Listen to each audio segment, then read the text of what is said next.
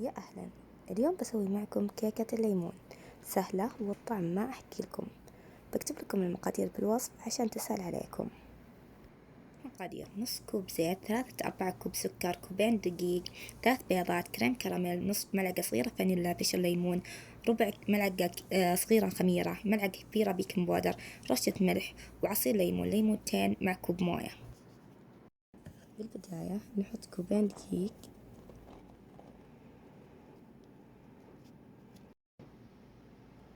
مع ملعقة كبيرة بيكنج بودر وربع ملعقة صغيرة خميرة،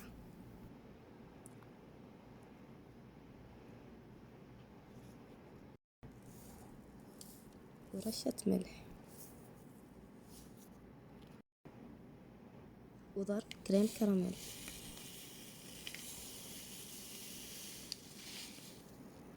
نخلطهم مع بعض ونحطهم على جنب. المواد السائلة: نضيف 3 بيضات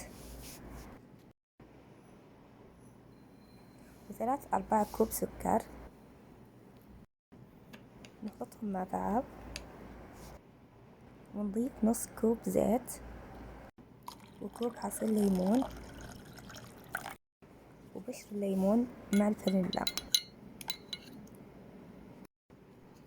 بعدها نضيف الخليط الأول على الخليط الثاني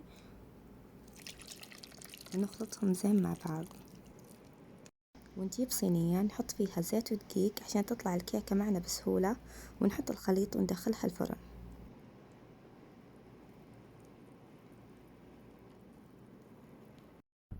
وهذا شكلها لما طلعناها من الفرن. وللصوص نحتاج نص ليمونة مع 8 ملاعق سكر مطحون. نبدأ نوزعها على الكيكة، وآخر شي نزينها بليمون ونعناع.